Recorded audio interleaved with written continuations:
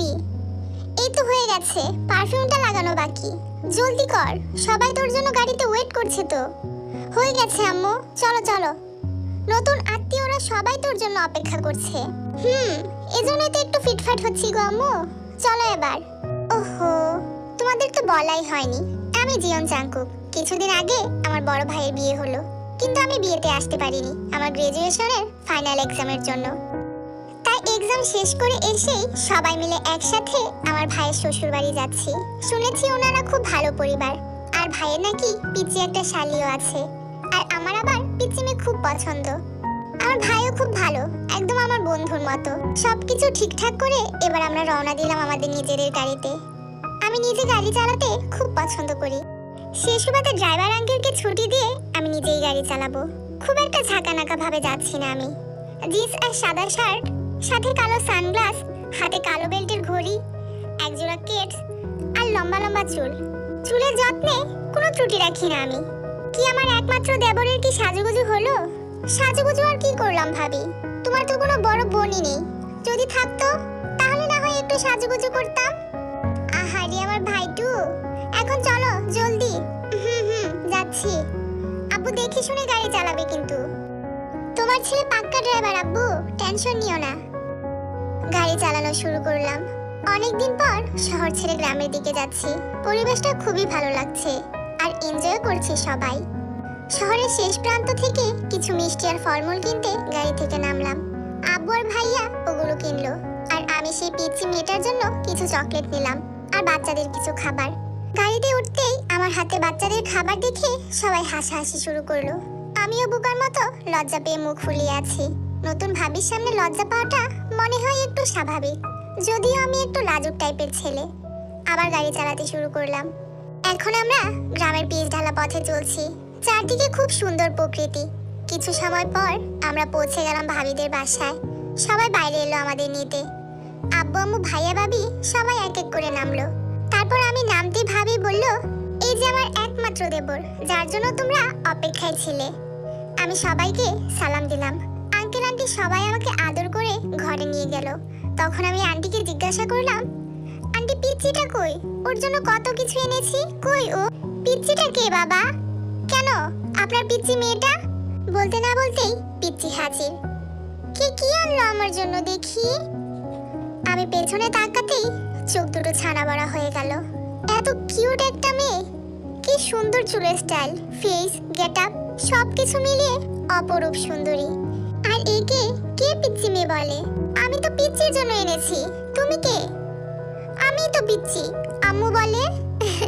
ধামরি মেয়ে একটা, পিচ্চি সাজার শখ হয়েছে তাই না? এই, আমি পিচ্চি পিচ্চি পিচ্চি চিল্লাতে হবে না।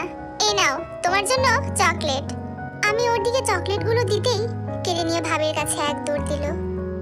আমি ভাবির দিকে তাকিয়ে মুচকি হাসলাম। তারপর আমাদের জন্য নাস্তা নিয়ে এলো আন্টি। হাজার হলেও একমাত্র বড় ভাইয়ের শ্বশুর বাড়ি বলে কথা, আদর আপ্যায়নের কমতি নেই। আমারও খাবারের কমতি নেই। আমি নাস্তা খাচ্ছি আর ভাবিকে বলছি, তোমার এত বড় একটা বোন আছে, আমাকে বলনি কেন? আর আমি পিচ্চি মেয়ে ভেবে এসব নিয়ে এলাম। শোনো, ও হচ্ছে চকলেট পাগলি। ও বড় হয়েছে ঠিকই, কিন্তু এখনো বাচ্চামো কমেনি। থাকো একটু, বুঝতে পারবে, জ্বালিয়ে মারবে। তবে হ্যাঁ, ওর চুল নিয়ে কিছু বলো না যেন, তাহলে কিয়ামত করে ছাড়বে। তাই নাকি? তাহলে তো একটু ট্রায়াল করতেই হবে। নাস্তা শেষ করতেই ভাবি সেই পিচ্চি বোনটা আমার সামনে এসে বলে, আচ্ছা আপনি কে? আগে তো কখনো দেখিনি, বলা নেই কওয়া নেই এসে চকলেট দিলেন কেন? ও হ্যাঁ, তাই তো, আমি জাংকুক, তোমার বোনের একমাত্র দেবর, আর তোমার দুলা ভাইয়ের একমাত্র ছোট ভাই, আর তোমার একমাত্র বেয়াই। তা কেমন আছো বেআইন সাহেবা? ও আচ্ছা, আপনি সেই মিস্টার লেট, মানে অমলেট। আপুর বিয়েতে আসতে পারেননি, তাই এখন এসেছেন, তাই না? আমি সবসময় ভালো থাকি বেআই সাহেব। তো বেআইনের নাম কি, তাই তো জানা হলো না। আমিতে, নাম তো শুনেছেন মনে হয়। এসব পচা নাম আমি শুনি না। ও আচ্ছা, তাই নাকি? একে তো মেহমান, তার উপর প্রথমবার এসেছেন, তাই কিছু বললাম না।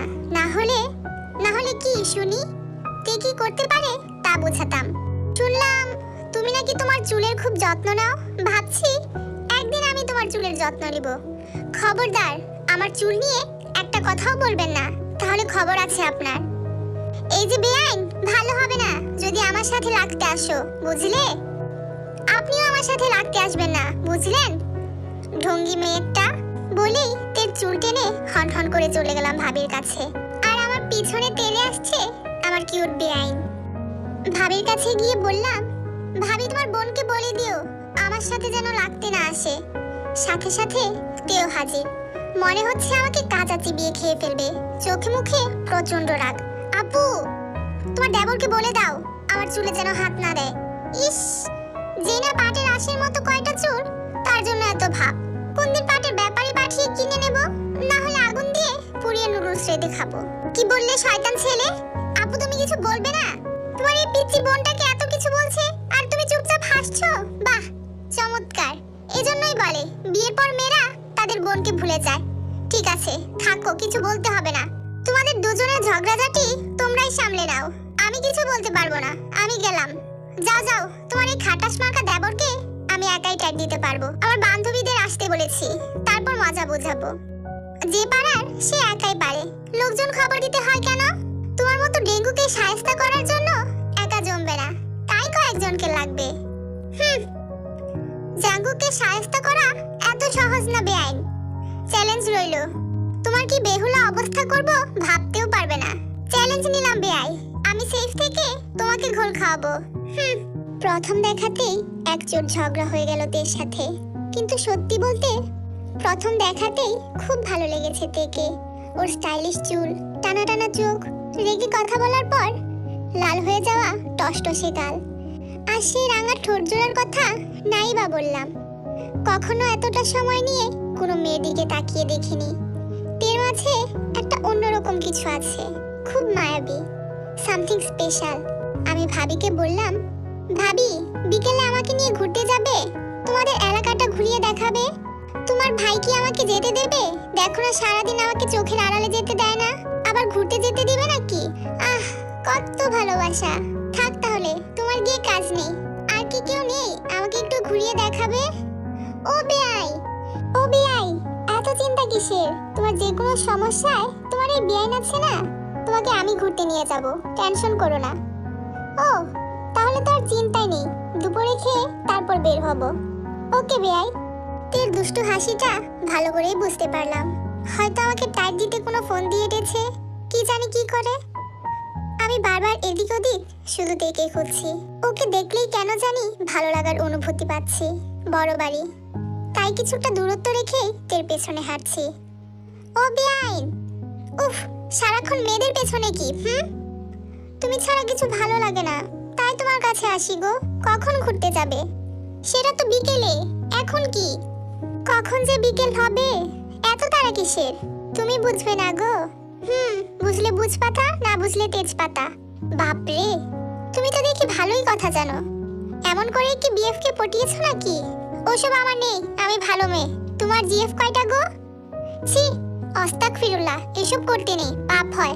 আমি তো নিরীহ মাসুম ভদ্র ছেলে একটা। কতটা ভদ্রলোক তা দেখলেই বোঝা যায়, যত সব খাটাস মার্কা ছেলে। এই, একদম চুল ছিঁড়ে ফেলবো কিন্তু, বেশি সাহস হয়ে গেছে, তাই না? সাহস কতটা তা তো পরেই টের পাবে। এখন যাও তো, আমি গোসল করব। একটা খাটাসের সাথে কথা বলে শরীর গন্ধ হয়ে গেছে। ছি ছি, ওয়াক। একটা সুন্দরী মেয়ের কাছে বোল্ড হয়ে গেলাম, অবশ্য ভালোই লাগলো। তারপর সোজা চলে গেলাম আম্মুর কাছে। গিয়ে আম্মুর কোলে মাথা রেখে শুয়ে পড়লাম। কি রে, আজ হঠাৎ আম্মুর কোলে? ব্যাপার কি? কই কিছু না তো। বুঝি তো, টাকা লাগবে।